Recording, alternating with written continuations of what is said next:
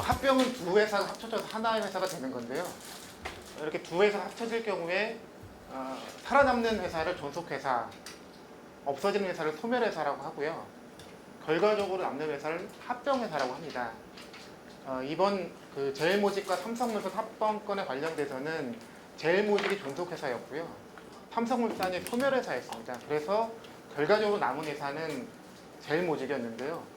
이 용어상에 조금 혼란을 일으켰죠. 이 회사가 이름을 다시 삼성물산으로 바꿨습니다. 그래서 살아남은 회사가 제일모직이긴 하지만 사명을 삼성물산으로 바꿨고요. 그래서 그 합병 전에 구 삼성물산과 현재 삼성물산은 다른 회사입니다. 그래서 저희가 혼란을 줄이기 위해서 합병 전 삼성물산에 대해서는 구 삼성물산이라고 해서 설명을 드리도록 하겠습니다. 두 번째는 합병 비율의 의미인데요. 두 회사가 합쳐지는 과정에서 소멸회사의 주주들이 갖고 있는 주식은 없어지게 됩니다. 그러면 그 주식에 대해서 살아나는 회사의 주식을 주게 되는데요. 이제 없어지는 회사 삼성물산 주주에게 한 주당 살아남는 제일모직의 주식을 몇 주 주느냐가 합병 비율이라는 개념입니다. 그래서 1대 0.3으로 합병했다는 의미는 삼성물산 주식 한 주당 제일모직 주식을 0.35주씩 줬다는 의미가 됩니다. 이 합병 비율은 제 설명할 때 몇 번 나오기 때문에 이 개념을 좀 이해해 주시면 좋겠습니다. 본격적으로 설명은 크게 5가지 부분으로 되어 있는데요. 첫 번째는 법원 판결문 분석이고요. 두 번째는 전체적으로 합병 과정에서 국민연금이 가졌어야 하는 원칙이 무엇인지에 대한 설명을 드리고 그 원칙에 근거해서 매매 행위의 문제 그리고 행사 절차, 의결권 행사 절차 과정에 대한 문제를 짚고 마지막으로 이러한 배임 행위에 의해서 발생한 손실이 어느 정도 되는지 추정하는 순서로 말씀드리겠습니다. 이번 판결 5월 30일 난 판결이 굉장히 의미 있는 판결인데요. 이번 판결에 대해서 이 판결로 합병이 무효가 된 거냐 아니면 합병 비율이 재산정하는 거냐라는 오해가 있기도 한데 정확히 말씀드리면 그건 아닙니다. 이번 판결은 정확히는 합병을 반대한 주주들이 주식을 사주는 주식 매수 가격이라고 부르는데요. 그 주식을 사주는 가격을 57,000원 정도에서 66,000원으로 올리라는 판결이지 합병 비율을 직접적으로 재산정하라는 판결은 아닙니다. 근데 전혀 무관하냐? 그렇지는 않고요. 이 합병 비율 산정, 주식 매수 가격 산정은 유사한 논리와 방법이 적용됩니다. 어떻게 유사한 지점이 있냐면 둘 다 사실 합병과 관련된 가격인 셈인데 합병 비율과 주식 매수 가격은 합병의 영향을 제거하고 산정이 되어야 한다는 원칙을 가지고 있습니다. 그 원칙을 구체적으로 표현한 방법이 이사회 결의일, 이게 공식적으로 시장에 알려지는 날인데 이거의 전날을 기준으로 산정한다는 점에서 두 합병 비율 산정과 주식 매수 가격은 동일하고요. 차이가 있다고 하면 기간인데요. 기간. 주식 매수 가격은 이사회 결의일 전 2개월, 1개월, 1주 3개의 평균이고요. 상대적으로 합병 비율은 두 회사에 대해서 1개월, 1주 전일 보시면 1개월과 1주는 동일하고 주식 매수 가격일 때는 2개월이 들어가고 합병 비율일 때는 전일이 들어간다는 차이만 있습니다. 그래서 기준일이 같고 전체적으로 3개의 평균을 쓰고 그중에 2개는 겹친다는 점에서 보면 굉장히 유사합니다. 그래서 직접 연관은 없지만 이번에 판결에 판결에 들어가 있는 논리가 인용된다고 하면 합병 비율 재산정도 가능한 상황입니다. 이 판결문의 주요 내용 간단하게 훑고 지나가겠습니다. 7페이지에 있는 내용인데요. 앞서 보신 것처럼 기본 원칙은 이사회 결의 이전에 2개월, 1개월, 1주 평균인데 꼭 그래야 되는 건 아니고 이사회 결의 이전에 어느 특정일의 시장 주가를 참조할 것인지 또는 일정 기간의 시장 주가의 평균치를 참조할 것인지 이런 것들을 합리적으로 결정할 수 있다. 법원이 이렇게 언급을 하고 있고 그러면 법을 좀 그러니까 법대로 하지 않고 다른 기간에 쓸 수 있는 기준은 뭐냐? 그 기준은 주식 매수가격을 결정하는 경우 특별한 사정이 없는 한 주식의 가치가 합병 등에 의하여 영향을 받기 전의 시점을 기준으로 판단해야 한다. 영향을 받기 전의 기준이라는 그러니까 영향을 받기 전에 시점을 기준으로 한다는 게 굉장히 중요한 포인트고요. 그것은 판결문에서 언급한 것처럼 대법원에서 여러 번 확인된 원칙입니다. 그러다 보니까 이사회 결의일이 이게 바로 시장에 공식적으로 알려지는 날이다 보니 그 전일을 기준으로 한 의미는 영향을 배제하라는 의미다라고 재판부는 해석을 하고 있습니다. 그래서 마지막 25, 26페이지에 보면 합병을 반대하면서 주식 매수를 청구한 사건에 대해서는 합병 정보 자체로 인한 시장 가격의 불안전성, 혼재성을 제거하라고 되어 있습니다. 그래서 다시 한번 정리를 하면 합병의 영향을 받기 전의 시점이 기준이 되고 합병 정보 효과를 제거하라는 게 이번 판결의 큰 원칙입니다. 그러면 이번 판결에서 이사회 결의일 전 주가가 합병 영향을 받았는지에 대해서 재판부가 세 가지를 언급을 합니다. 제일모직과 합병 계획으로 인한 주식의 평가, 저평가, 두 번째는 삼성물산의 실적 부진, 세 번째는 국민연금 부분인데요. 첫 번째 부분은 제일모직이 2014년 12월에 상장됐습니다. 상장되는 순간 이 상장은 제일모직과 삼성물산의 합병을 가기 위한 과정이라고 시장에서 인식이 됐고, 당연히 이재용 등이 지분을 많이 갖고 있는 제일모직에 유리한, 반대로 삼성물산에 불리한 합병이 될 거라는 예상이 시장에 널리 퍼져 있었습니다. 즉 그런 평가 때문에 주식이 저평가됐을 수 있다는 점을 재판부가 인정했는데, 사실 이 사실 하나만 가지고서는 이 합병 가격이 잘못됐다라고 하기 좀 어렵습니다. 왜냐하면 대부분 합병에서는 정보들이 미리 많이 나와 있고요. 이런 정보 하나만 가지고서는 이 합병 가격이 잘못됐다고 하기 굉장히 어렵습니다. 중요한 건 두 번째와 세 번째고요. 두 번째는 삼성물산의 실적, 구체적인 어떤 경영 실적이 의도적으로 악화됐다라는 부분을 지적한 건데요. 재판부는 세 가지를 언급하고 있습니다. 내수로서 주택 공급 부진, 이건 해외 수주로서 대형 신규 수주 부족, 그리고 기업 집단 내 수주 상황의 변화, 이 세 가지 사항에 대해서는 뒤에서 좀 자세하게 설명을 드리고요. 또 하나, 국민연금공단이 이사회 결의일 전에 주식을 매도하고 이사회 결의일 이후에 주식 매수한 것도 합리적이지 못하라는 지적을 했는데, 이게 저희한테 가장 핵심적인 부분이라서 이거는 뒤에 따로 자세하게 다시 한번 설명을 드리겠습니다. 먼저 주택 공급 부진 부분부터 보면 이게 미분양 주택 추이입니다. 건설업종의 실적, 주가를 가장 잘 나타내주는 지표인데요. 보시는 것처럼 2014년 하반기부터 미분양 물량이 빠르게 감소합니다. 아시는 것처럼 최경영 부총리 취임 이후에 부동산 경기 활성화를 위한 각종 대책을 쏟아냈고, 그 효과로 인해서 미분양 물량이 아주 급격하게 줄었고요. 이렇게 되면 바로 건설사들이 반응을 하죠. 그래서 상반기에 보면 다른 건설사들은 아주 공격적으로 공급 물량을 확대하고 있었습니다.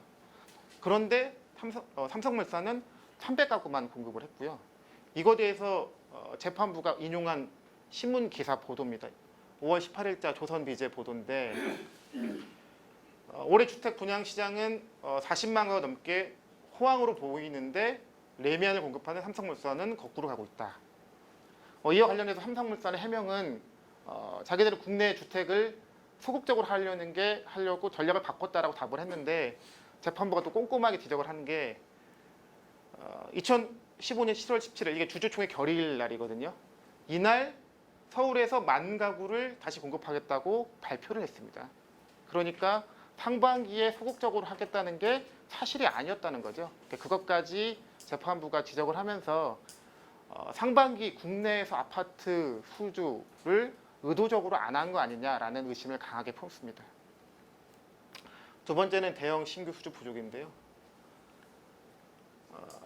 이사회 결의가 5월 26일 날 있었는데 5월 13일이니까 약 2주 전입니다. 카타르에서 2조 정도의 공사를 수주했습니다. 이게 2014년에 그 연간 해외 수주액이 25%짜리니까 굉장히 큰 수주인데, 제한 착수 지시서라고 해서 이거는 법률적으로 보면 취소가 될 수 있는, 하지만 관행적으로 보면 이 정도까지 오면 잘 취소가 안 되는 정도의 그 문서를 받은 건데 공개하지 않았습니다.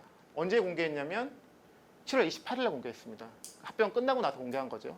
이에 대해서도 이제 재판부가 문제를 삼았다니, 삼성물산의 답변은 취소될 수 있으니까 안 했다 였는데 재판부가 또 꼼꼼하게 사례를 찾은 게 2011년 9월에는 똑같은 공사인데 사우디 공사였는데 똑같이 제한 착수 지시서만 받고 공시한 적이 있다.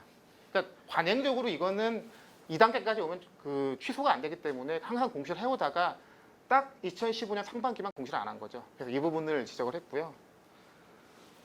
뭐 보도 자료도 있습니다. 보도 자료도 미디어 투데이에서는 일부러 공개 시점을 늦춘 거 아니냐는 시장에 많은 의혹이 있었습니다. 이런 의혹을 이제 재판부가 받아들인 거라고 보시면 됩니다. 세 번째, 기업 집단의 수주 사항을 보면 정상적으로 삼성물산이 하던 공사들을 다 삼성 엔지니어링으로 옮겨줍니다. 베트남 공사도 삼성 엔지니어링으로 넘어갔고요. 서울대학교 공사도 삼성 엔지니어링으로 넘어갔습니다. 이에 대해서 합리적으로 삼성물산에서 설명하지 못했고요. 뭐 이 당시 조선비제 보도에서도 보더라도 합병과 연관된 계산된 움직임이 아니냐라는 의혹을 계속 제기하고 있었습니다. 그래서 이런 세 가지 국내 수주, 해외 수주, 그리고 계열사 물량 이전 세 가지 측면에서 의도적으로 실적을 축소했다는 의혹을 재판부가 상당 부분 인정한 판결이었습니다. 뭐 국민연금까지 해서 이렇게 수주 적게 하고 국민연금 매도해서 주가가 어떻게 움직였냐면요. 주요 건설사들이 1월 2일에서 5월 22일까지 보면 현대건설 17.2, GS 33, 대우 31, 대림 29.6 이게 여기다가 삼성물산까지 포함해 5대 건설사잖아요. 이렇게 움직였고 업종 지수로 보더라도 건설업 28.7, 유통업 16.4 증가했습니다. 상승했는데 유독 삼성물산만 1월 2일 대비 5월 22일이 하락한 5월 22일이 무슨 날이죠? 5월 26일이 그 이사회 결의일이었기 때문에 이사회 결의일 전일이 22일이 됐습니다. 중간에 주말에 껴있어서 그래서 22일이 합병에 대한 가격을 정하는 기준점이었습니다. 그래서 기준점까지 주가를 비교하는 방법을 재판부가 썼었고요. 이걸 한번 그림으로 보면요. 이게 현대건설 동일 기간의 그래프입니다. GS가 이렇게 됐고요. 비슷하죠. 대우건설은 이렇습니다. 대림산업 4개 건설사가 아주 비슷한 그래프를 그리고 있는데 유독 삼성물산은 거꾸로 갔습니다. 그러니까 이 열심히 노력을 해서 그러니까 국내 수주도 안 하고 그러니까 실적을 줄이고 국민연금을 동원해서 가격을 낮춘 거죠. 재판부의 표현을 보면 삼성물산 주가가 낮게 형성될수록 이건희의 이익이 커지고 이건희 등이 삼성물산 경영에 지배적 영향을 행사할 수 있다는 지위에 있었다는 점을 고려하면 삼성물산 실적 부진이 이건희 등의 이익을 위하여 누군가에 의해 의도되었을 수 있다는 의심에는 합리적인 이유가 있다. 이게 이 모든 사안에 대한 재판부의 판단이었습니다. 그래서 영향은 있었기 때문에 그럼 기준 시점을 어떻게 잡아야 될 거냐. 재판부의 판단은 앞서 말씀드린 것처럼 실적 부진과 국민연금공단의 주식 매도가 낮은 주가 형성을 의도로 목표로 의도됐을 가능성을 인정한 정황인들이 너무 많기 때문에 이사회 결의 전일은 주식 매수 가격 결정의 기초가 될 근거로 부족하다. 이날을 기준으로는 주식 매수 가격을 산정할 수 없다고 판결을 했고요. 그래서 결론적으로는 제일모직이 상장되기 전인 2014년 12월 17일을 기준으로 하겠다는 판결을 내렸습니다. 결과적으로 그러니까 이사회 결의일, 그러니까 법에 따른 이사회 결의는 적절하지 못한 시점이고 제일모직 상장 이전이 적절하다는 결론을 내려준 겁니다. 뭐 여기까지가 판결에 대한 대체적인 뭐 설명이고요. 뒤쪽에 이제 국민연금을 좀 집중해서 말씀을 드리겠습니다. 이 합병 과정에 대해서 그냥 기초적인 뭐 상식적으로 아실 수 있는 사항인데 간단하게 설명을 드리면 제가 10% 갖고 있고 제 지분이 없는 두 회사가 합병하면 당연히 제가 지분을 갖고 있는 회사에 유리하게 합병이 되면 유리하거든요. 1대1로 합병하면 제 지분율은 5%가 됩니다. 100주 100주인데 10주가 그대로 있으니까 200주에 10주니까 5%거든요. 그런데 1대 0.5 이 회사를 낮게 평가했다는 의미니까 50주밖에 안 준다는 의미니까 저한테 유리한 합병이 이루어진 거고 이 경우에 보면 주식은 50주밖에 추가 발행이 안 되기 때문에 총 주식수가 150주인데 제 주식은 그대로 10주니까 지분율이 6.7 올라가죠. 반대로 1대2 이쪽을 더 높게 평가해 주는 저한테 불리한 합병을 하게 되면 지분율이 3.3으로 떨어집니다. 그래서 이 사례로 보면 내가 주식을 갖고 있는 내가 보유한 주식의 합병 비율이 높아질수록 유리합니다. 이것은 그 양쪽 다 주식을 가지고 있어도 마찬가지인데요. 10% 5%씩 갖고 있는 상황이라고 해도 뭐 빠르게 지나가 보면 1대1로 합병하면 7.5%고요. 지분율이 1대 0.5 제 지분율이 높은 회사에 유리하게 합병이 되면 8.3으로 올라가고요. 제 지분율이 낮은 회사에 유리하게 합병이 되면 6.7로 떨어집니다. 그러니까 양쪽의 지분을 다 갖고 있다고 하더라도 내 지분율이 높은 회사한테 유리한 합병이 이루어져야 결과적으로 합병되는 회사의 지분율이 올라가기 때문에 저한테 유리하게 되는 거죠. 그럼 국민연금 상황을 보면 국민연금은 2015년 3월 26일 기준으로 보면 구삼성물산을 11.43% 가지고 있었고요. 제일모직을 5% 미만으로 가지고 있었습니다. 현행 법상 5%가 넘어야만 공시를 하기 때문에 공시가 안 돼서 정확한 주수는 알 수가 없고요. 가치로 보면 약 둘 다 1조 정도씩 되는 돈을 주식을 갖고 있었습니다. 합병 기준, 그러니까 가격을 산정하는 기준일인 이사회 전날 기준으로 보면 합병 구삼성물산 주식이 많이 줄어서 9.54%가 됐고요. 금액으로 보면 한 8,200억 정도 됐습니다. 제일모직은 계속 늘린 것으로 나와서 6월 30일에는 5% 돌파하는데 이쯤에도 한 5%는 돌파하지 않은 것 같습니다. 그래서 5% 기준으로 보면 1조 1,000억. 이때는 차이가 좀 벌어졌죠. 그 제일모직의 지분 가치가 좀 많이 올라갔습니다. 그래서 혹자는 제일모직한테 유리한 합병 비율이 도출돼도 삼성물산에 손해보고 이쪽에서 이득 보면 상쇄되는 거 아니냐, 또는 이쪽이 더 금액이 크니까 이득 볼 수도 있는 거 아니냐 라는 주장이 있기도 한데요. 한번 그걸 따져보겠습니다. 그 제일모직이 총 1억 3,500만 주였었고요. 삼성물산이 1억 5,600만 주였습니다. 아까처럼 똑같이 1대1로 합병을 하게 되면 주식수가 그냥 그대로 더해지는 거거든요. 이 주식수만큼 제일모직 주식을 주는 거기 때문에 한 2억 9천만 주가 되고 국민연금은 이거 더한 만큼 주식을 갖게 됩니다. 2,100만 주 정도 되기 때문에 지분율이 7.44가 되고요. 제일모직 쪽에 유리한 합병을 해버리면 1대 0.5 그러면 주식수가 이거의 절반만 발행되고 이거에도 절반 한 700만 주만 받게 되겠죠. 지분율이 6.67로 떨어집니다. 국민연금이 불리해지죠.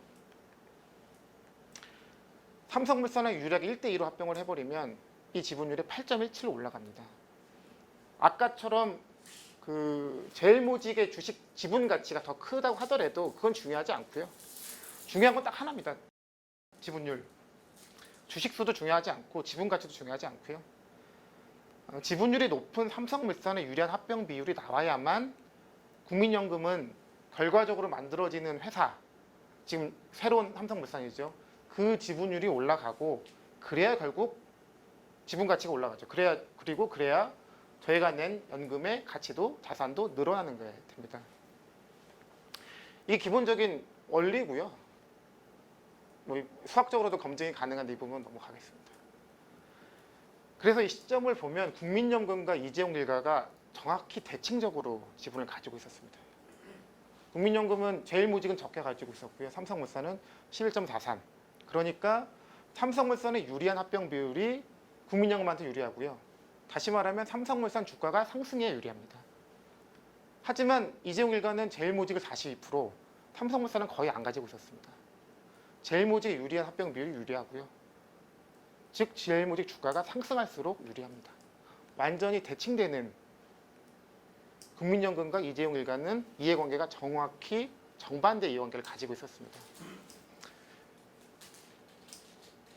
이 상황에서 그럼 국민연금이 어떤 원칙에 따라서 매매를 하고 의사결정을 했어야 되냐면 합병비율 산정 전까지는 삼성물산 주가를 올려야 되는 거죠. 국민연금 입장에서 어떻게든 뭐 올라가도록 매매를 하거나 회사 요구하는 할 수 있는데, 이를테면 주식을 매도하는 것보다는 매수하는 게 유리하고, 뭐 삼성물산에 뭐 배당이라도 하든지 해서 주주 친화적 경영을 요구할 수도 있을 겁니다. 뭐 이런 행위를 하는 게 원칙에 부합하는 거고, 합병 비율이 나왔다고 하면 삼성물산에 불리하면 반대해야 되는 거고, 삼성물산에 유리하면 찬성해야 되는 겁니다. 이게 국민연금이 삼성물산 합병 과정에서 지켰어야 될 원칙입니다. 근데 뭐 이를테면 이렇게 주식을 사다가 뭐 주가라는 게 한 사람이 모든 걸 조작할 수는 없는 거니까, 주가 하락하면 뭐 손실이 커질 수도 있지 않냐라는 우려도 있을 텐데, 그러면 국민연금은 합병을 반대해버리면 되는 거죠.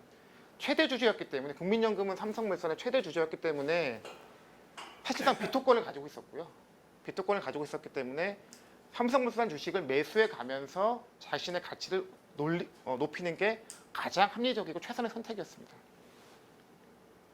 이제 이 원칙에 따라서 그 국민연금의 매매 행위를 한번 보겠습니다. 뭐 아까 보신 것처럼 3월 26일 기준으로는 약 1,780만 주 11.43이었고요. 그런데 이거를 5월 22일, 그러니까 합병의 기준일까지 290만 주를 지속적으로 팝니다. 그래서 결국 지분율이 9.54까지 떨어지는데, 주가에 어떤 영향을 주냐면요, 한 달 동안 가파르게 떨어집니다. 이게 과연 합리적인 매도였을까? 법원도 재판부도 아주 강하게 의심하고 있는 부분입니다. 이때 행동이 합리적이었는지를 보기 위해서 그 이후 과정도 추적을 했는데요. 그러면 이사회 결의를 한 다음에는 어떤 원칙이 맞느냐라고 보면, 이 합병 비율이 1대 0.35라는 의미는 뭐냐면, 합병이 가결된다고 하면 제일모직 한 주와 삼성물산 0.35주는 같은 주식입니다. 그래서 이 비율을 벗어나면 차익거래라는 게 가능합니다. 합병 비율이 0.35 미달로 나온다. 이러면 이 얘기는 삼성물산 주식이 떨어졌다는 얘기가 되기 때문에 삼성물산을 사고 제일모직을 팔아야 되고요. 반대로 합병 비율이 0.35로 넘어서면 삼성물산을 팔고 제일모직을 사야 됩니다. 가결된다는 전자에서는 교환될 수 있는 주식이기 때문에 이게 기본적인 원칙인데, 2014년 12월부터 7월까지 합병 비율, 매일매일 합병 비율 추이를 보면 그래프가 이렇게 생겼고요. 이사회 결의일 이후에 약 2달간 0.37에서 0.38 정도를 유지하고 있었습니다. 삼성물산을 매도해야 되는 거고 제일모직 매수가 원칙인 상황이 발생한 건데, 5월 20일 기준으로 1,490만 주 갖고 있었는데요. 주식을 계속 삽니다. 370만 주를 사서 공시했던 6월 30일 기준으로 약 1,860만 주까지 늘립니다. 설명이 안 되는 거죠. 도대체 왜 이렇게 사는지에 대해서 아무도 합리적으로 설명할 수가 없는 행위를 하고 있는 겁니다. 근데 뭐 가능한 설명이 하나는 있습니다. 부결시킬 계획이면 0.38, 그래서 만약 합병 비율이 재산정할 건데 그게 0.38 이상으로 올라갈 것 같으면 살 수도 있거든요. 사실 이 시기에 이거 예상하고 샀던 전문가들도 있긴 있었습니다. 주식을 분명히 부결될 거고, 부결되면 합병 비율이 올라갈 거니까 이 타임에 사도 되겠다. 근데 국민연금이 이렇게 샀다고 하면 사실 반대했어야 되는데 찬성했습니다. 그러니까 앞뒤 하나도 안 맞는 겁니다. 그래서 그거를 법원이 다시 이제 판결문에 정확히 적시를 했는데요. 단일 주주로는 최대 주주인 국민연금이 이사회 결의일 전까지 2개월간 지속적으로 매도했는데, 이거는 삼성물산 주가를 하락시키거나 상승하지 못하도록 하는데 어느 정도 영향을 미쳤을 것이다. 일단 이 사실을 언급하고요. 근데 이거는 혹시 뭐 다른 이유가 있었을 수도 있을 텐데, 두 번째는 그러나 이사회 결의일 이후의 투자 행태는 납득할 수가 없다는 거죠. 법원이 어떤 말로도 설명할 수 없는 투자 행태를 보였고요. 그리고 샀으면 반대를 했어야 되는데 찬성했고, 이사회 결의일 이후의 투자 행태와 의결권 행사가 전혀 앞뒤가 많지 않기 때문에, 그렇다고 하면 이 이전의 매도도 정당한 투자 판단에 근거한 것이 아닐 수도 있겠다라는 판단까지 법원에서 했습니다. 이에 대한 합리적 설명은 이거밖에 없는데요.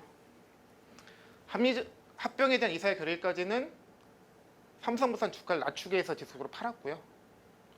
그 이후에는 합병 가결, 주주총회에서 가결이 돼야 되거든요. 이 가결을 위한 표 확보를 위해서 매수했다는 것밖에 설명이 안 됩니다. 이렇게 되면 이거는 그 영화의 대사가 하나 떠오르는데요. 또 올드보이에서 나왔던 국민연금 도대체 누구 편인지 모르는 거죠. 이건 삼성을 위한 국민연금인지 국민을 위한 국민연금인지 알 수 없는 행동을 한 겁니다. 다음은 이제 의결권 행사 절차 관련된 부분인데요. 이 부분은 언론 보도가 많이 돼서 대부분 아실 부분인데 간단하게 설명을 드리겠습니다. 국민연금은 의결권 행사 지침이 내부 규정으로 있습니다. 8조 1항, 2항, 3항으로 되어 있는데요. 1항은 의결권은 투자위원회 심의 의결을 거쳐서 행사한다. 이거는 강행 규정입니다. 2항은 찬성 또는 반대가 곤란하면 의결권 행사 전문위원회에 요청을 할 수 있다. 그러니까 전문가위원회에 요청을 할 수 있다. 임의 규정으로 되어 있습니다. 세 번째는 의결권 전문기관의 자문을 받을 수 있다. 이것도 임의 규정입니다. 어쨌든 강행 규정이 하나가 있고 임의 규정이 두 개가 있습니다. 실제 어떻게 했냐면요. 한국기업지배구조원이라는 전문기관에 의뢰를 했습니다. 의견은 삼성물산 주주의 불리하게 합병비로 나왔기 때문에 반대를 권고했고요. 국민연금이 의뢰한 건 아니지만 국제적으로 이제 의결권 자문업체들이 많이 있는데 서스틴베스트, ISS 등 모두 반대를 권고했습니다. 그럼 8조 2항은 어떻게 처리했냐면 아예 그 전문위원회 결정을 요청하지 않았습니다. 8조 3항 결과를 무시하고 8조 2항에 따라 절차를 지키지 않고 그냥 독단적으로 찬성을 해버렸습니다. 주총 투표 결과를 보면요. 이 당시 주주총회에 83.57%가 참석했고 찬성이 69.53이었습니다. 그런데 이 합병은 3분의 2가 찬성해야 가결되게 되거든요. 11.1을 가지고 있던 국민연금이 반대했으면 부결입니다. 부결될 걸 찬성해서 가결시킨 거고요. 국민연금에서 해명은 아까 그 8조 1항, 2항, 3항에 따른 것을 매번 그러는 건 아니다라는 답변을 했다고 하더라고요. 그래서 이 부분에 대해서도 재판부가 꼼꼼하게 또 사례를 찾아냈는데요. SK가 합병한 사례가 같은 시기에 있었습니다. 이때는 의결권 전문위의 결정을 요청한 후 반한다는 주주 이야기에 반한다는 반대 의견을 받고 반대했습니다. 대부분은 의결권 전문위원회에 물어본 결과에 따라서 행사하는데 유독 삼성물산만 물어보지도 않고 자문기관의 의견과 반대로 그 의결권을 행사한 거죠. 또 누구냐는 궁금합니다. 두 가지 측면에서 그러니까 매매행위의 패턴 그리고 의결권 행사 절차에서 심각한 배임 행위가 있었고요. 그에 따른 손실액 추정을 한번 해보겠습니다. 법원이 주식 매수 가격을 산정했던 거는 이제 12월 17일 기준으로 해서 2개월을 7만 원, 1개월을 6만 7천 원, 일주일을 6만 2천 원에서 3개를 평균해서 6만 6천 원이 나왔고요. 근데 이제 같은 날짜를 기준으로 하더라도 이 합병 비율은 아까 말씀드린 것처럼 1개월 1주 직전이기 때문에 평균을 내면 6만 4천 원이 나옵니다. 숫자가 좀 다르고요. 제일모직이 그 합병 비율 산정할 때 기준 가격이 15만 9천 원이었기 때문에 이것과 비교하면 합병 비율 0.418 나오고요. 저희가 1차로 보도자료에 냈던 건 이 비율에 의해서 산정된 손실액이었습니다. 이쪽 합병 비율 산정용 가격에 따라서 산정하면 0.403 정도 나오고요. 그 더민주의 재윤경 의원실에서 산정한 게 이 비율에 따른 손실액이었습니다. 근데 둘 다 약점은 기준 시점이 다르다는 약점이 있고요. 지금 삼성물산은 12월 17일인데 제일모직은 5월 20일이니까 시점이 다르다는 약점이 있습니다. 그래서 이제 기준 시점을 맞춰야 되는데요. 맞추는 방법은 두 가지가 있을 것 같습니다. 주식 매수 가격에서 법원에서 지속적으로 언급한 것처럼 합병의 영향을 제거해야 되니까 12월 17일 기준으로 산정하는 게 맞을 겁니다. 이게 가장 그 원칙적인 방법이고 이렇게 한다고 하면 합병의 영향이 거의 제거될 겁니다. 근데 이제 문제는 이때는 제일모직이 상장이 안 됐거든요. 그러면 이제 비상장 회사와 상장 회사는 합병에 해당합니다. 이제 좀 규정이 복잡한데요. 제일모직은 자산가치와 수익가치를 평균해야 되고 삼성물산은 주가를 기준으로 하지만 자산 가치가 더 높으면 자산 가치를 할 수가 있습니다. 이 숫자를 확인해 보면 제일모직은 2014년 12월 말 기준으로 자산 가치에 대응되는 순자산 나누기 수직수가 한 4만 원밖에 안 됐고요. 수익 가치 계산하는데 영향을 줄 주당 이익이라는 개념이 572원밖에 안 됐습니다. 이렇게 숫자가 나와버리면 아무리 잘해도 4만 원 넘기 힘듭니다. 어떤 조작을 갖다가 쓴다고 해도 제일모직의 가격은 4만 원이 안 나오고요. 반대로 삼성물산은 아까 보신 거 주가는 대충 6만 원쯤이었는데 자산 가치에 해당하는 순자산을 주식수로 나눈 게 8만 원이 넘었습니다. 4만 원대 8만 원이 될 수도 있고 4만 원 6만 원이 될 수도 있는 거죠. 삼성물산이 가치가 더 높다는 결론이 사실은 이렇게 되면 나옵니다. 참고로 그 ISS라는 데가 그 세계에서 가장 큰 의결권 자문기관인데요. 7월 3일 날 의견을 발표했는데 적정 합병 비율을 1대 0.95라고 발표를 했었습니다. 이 비율을 갖다 쓰면 그 연금 손실액은 어마어마하게 커지고요. 뭐 요 계산은 안 했습니다. 이제 이거는 이제 뭐 여파가 너무 커서 다른 방법으로는 지금 주가가 존재하는 12월 18일부터 5월 26일 기간까지 매일매일 합병 비율을 계산해서 그 중에서 좀 영향이 많이 들어간 기간을 빼고 계산한 방법. 그렇다고 하면 이제 그 매일매일 합병 비율 추이를 분석하고 특히 영향이 큰 기간을 고려해 주면 될 것 같습니다. 이제 이렇게 삼성물산 데이터인데요. 그 전일, 일주일, 1개월 평균을 만들어서 그 그래프를 그려본 겁니다. 상장 시점 직후에는 한 0.56 정도 됐었고요. 쭉 내려와서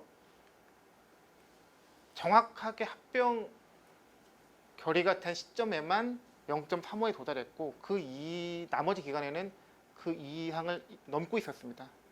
근데 앞서 보신 것처럼 국민연금이 영향을 준 부분이 많이 있기 때문에 국민연금이 지속적으로 팔기 시작했던 3월 6일을 기준으로 해서 그 이후를 빼고 처음 12월 18일부터 3월 25일까지의 합병 비율을 평균 내는 게 대체적인 방법. 뭐 물론 합병의 영향을 전부 제거하는 건 아니지만 그래도 한번 적용해볼 수 있는 방법인 것 같고요.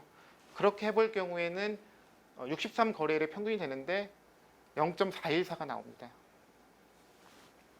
그래서 0.414를 기준으로 해서 국민연금이 얼마나 손실받는지를 계산할 수 있는데요. 현재 기준입니다. 현재 기준으로 국민연금은 합병되는 시점에서 1,130만 주 정도 하고 있었고요. 합병일 종가 16만 3천 원을 곱하면 약 1조 8천억의 지분을 가졌습니다. 실제 합병을 통해서 확보한 주식 가치고요. 합병 비율이 바뀌면 이 원래 갖고 있던 삼성물산 주식에 대해서 신주를 받는 주식 수가 늘어납니다. 1,130만 주가 아니라 1,230만 주 정도 국민연금이 갖게 되고요. 그 대신 가격은 좀 떨어질 겁니다. 왜냐하면 전체 주식 수가 늘었기 때문에 전체 주식 수가 1억 9천만 주 정도에서 거의 2억 주로 늘었기 때문에 주가는 살짝 떨어질 겁니다. 그러니까 이 모든 전제는 합병을 통해서 만들어진 회사의 전체 가치는 동일하다는 전제에서 산출한 거고요. 그래서 주가가 살짝 떨어져서 한 15만 4천 원 정도 될 거로 예상되고 주식수의 가격 곱하면 1조 9천억, 9,100억 정도가 국민연금이 가질 수 있는 주식 가치였습니다. 비교해보면 현재 그러니까 실제 합병에 따라서 1조 8,400이었었는데 합병 비율을 바꾼다고 하면 1조 9,100이기 때문에 차이가 743억 정도. 제가 보기엔 가장 적게 미니멈으로 계산한 금액으로 볼 수 있을 것 같은데요. 최소한 740억 정도는 합병에 대해서 잘못된 의사결정과 행위를 했기 때문에 국민연금 가입자들의 재산을 손실보게 한 금액이라고 추정할 수 있습니다. 그래서 여기까지가 저희가 오늘 준비한 자료입니다.